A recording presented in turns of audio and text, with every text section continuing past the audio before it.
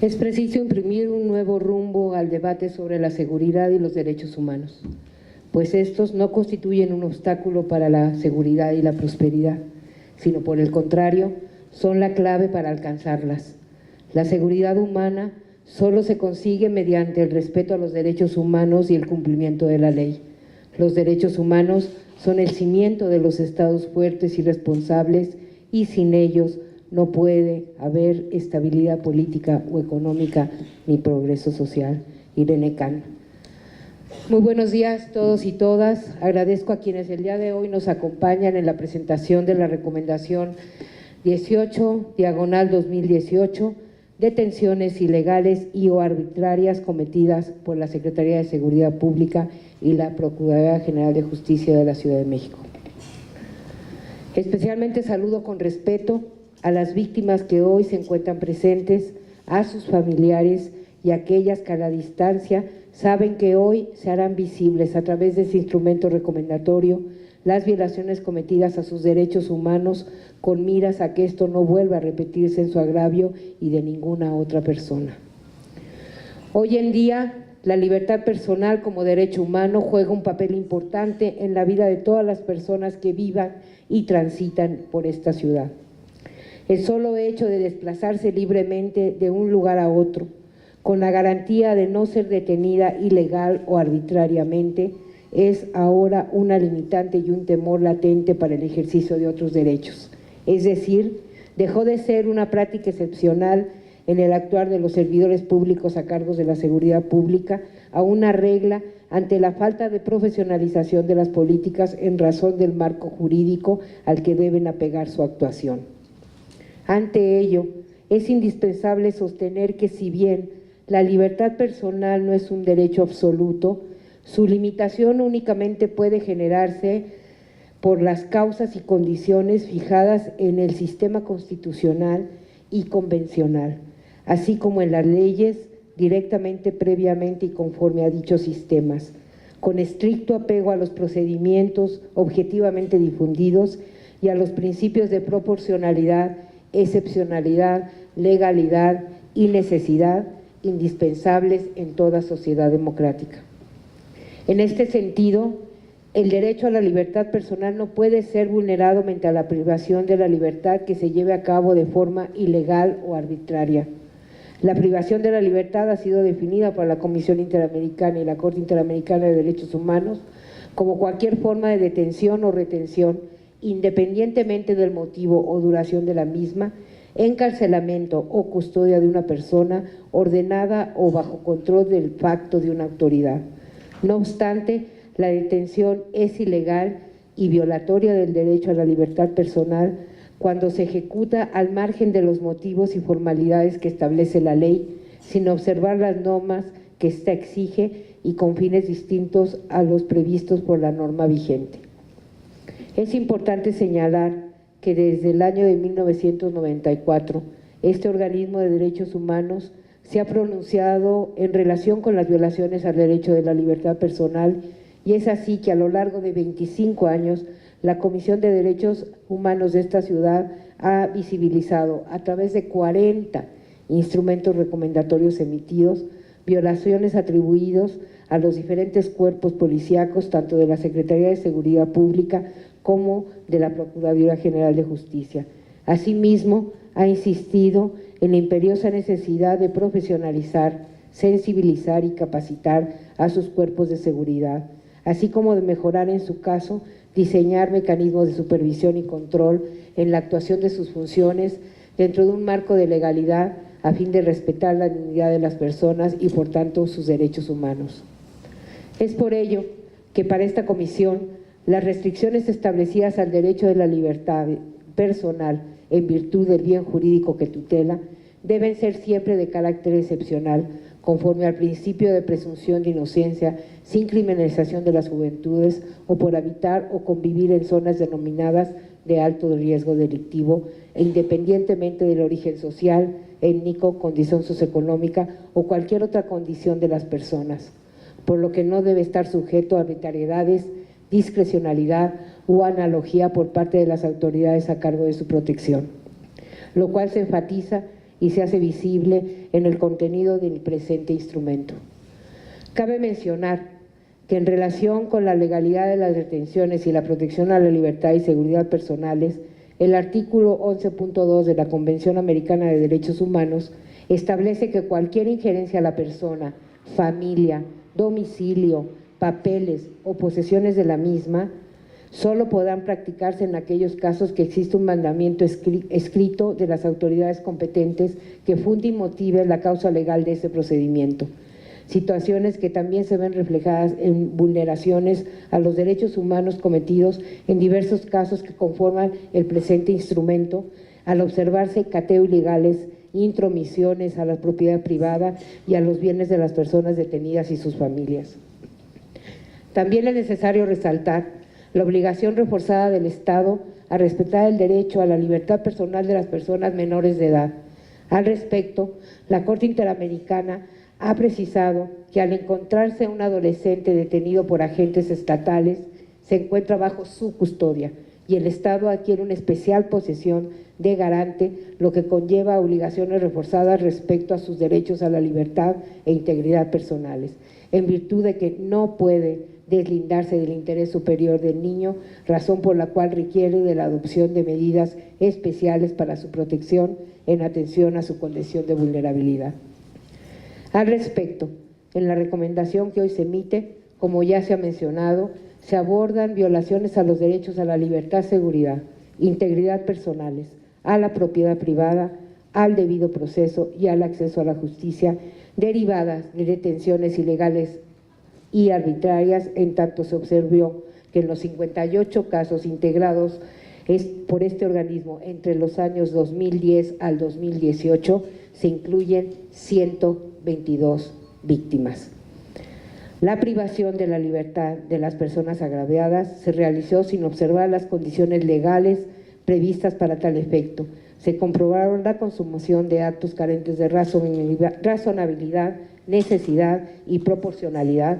la inobservancia del debido proceso y las garantías judiciales. Incluso en algunos de ellos se aplicó la norma de una interpretación y apreciación personal y subjetiva de los agentes del Estado, aunado a actos faltos de motivación y fundamentación, además de observar que las detenciones o restricciones a la libertad se generaron en contextos que no eran estrictamente necesarios.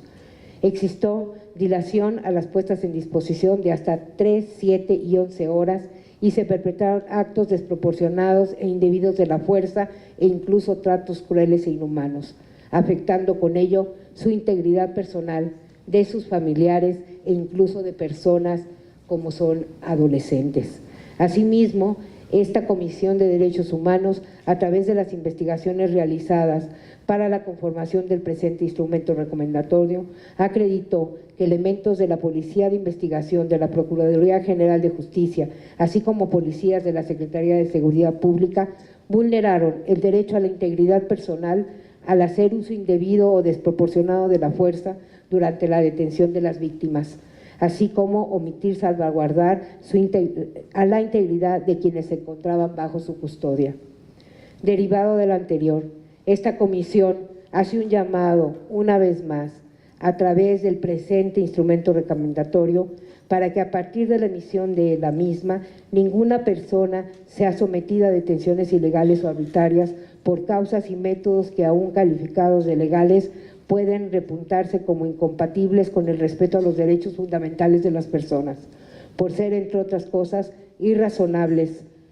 imprevisibles, innecesarios, excesivos del uso de la fuerza o faltos de proporcionalidad, dejando claro que la libertad es la capacidad de hacer o no hacer lo que está legalmente permitido y constituye el derecho de toda persona que habita y transita en esta ciudad,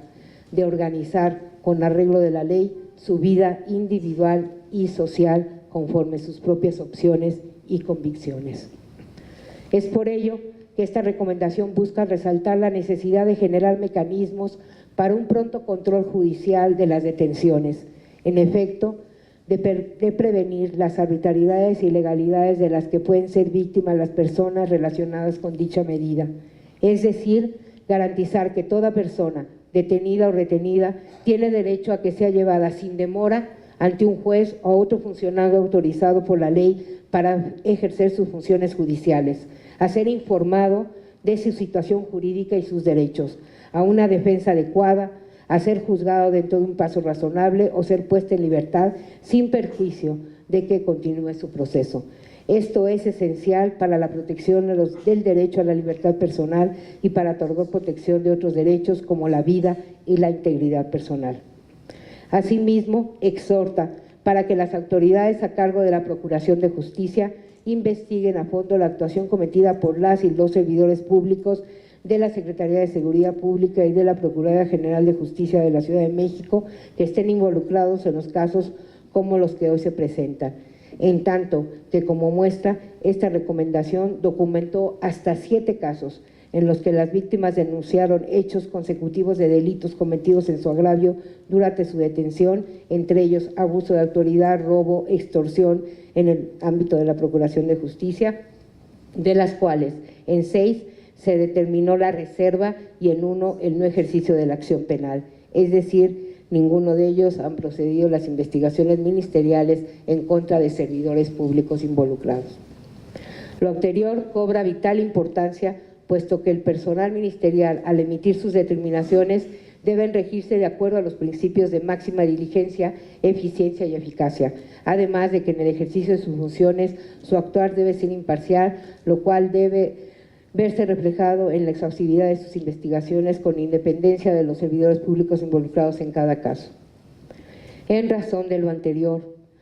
la Comisión de Derechos Humanos acreditó violaciones a los derechos a la libertad, seguridad, integridad personal, debido proceso, propiedad privada y acceso a la justicia, por lo que se procede a emitir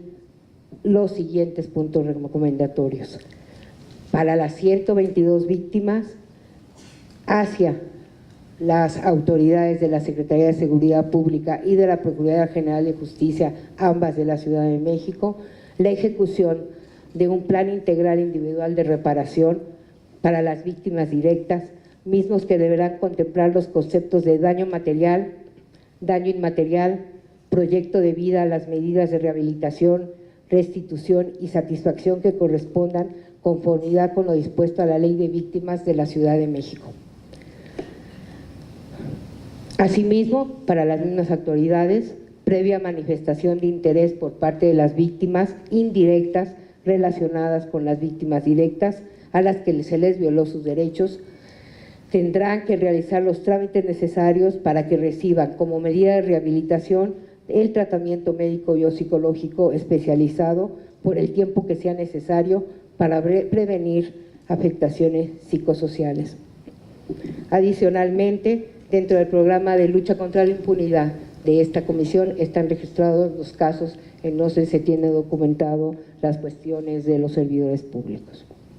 En el momento que se daba lectura a estos puntos, personal de esta comisión estaba haciendo entrega en las oficinas de la Procuraduría General y la Secretaría de Seguridad la presente recomendación y espera que las autoridades aludidas acepten y a la par permitan que estas 58 casos documentados y estas 122 víctimas sean la pauta para que dichas instituciones realicen un esfuerzo ciudadano y una evaluación transparente de asumir y fortalecer al interior de sus instituciones una cultura de respeto y protección de los derechos humanos de las personas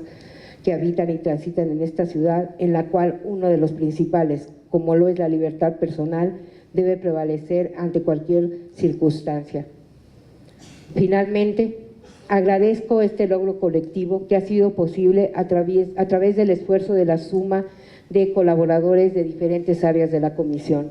a través de un trabajo colectivo, colegiado. Entre otras, la cuarta visitaduría general, que es donde también están documentados casos, la Dirección de Servicios Médicos, la Dirección de Atención Psicosocial, la Dirección Ejecutiva de Vinculación Estratégica, la Dirección Ejecutiva de Seguimiento de Recomendaciones, la Dirección de Evaluación Estadística, la Dirección General de Comunicación de los Derechos Humanos, la de Tecnologías de la Información, la Secretaría Ejecutiva, entre otras, quienes bajo la coordinación de las y los investigadores e investigadoras de la primera Visitaduría General, a quienes agradezco y reconozco su trabajo, documentaron el presente instrumento recomendatorio. A ellos y a ellas, todos mi sincero agradecimiento. Muchas gracias.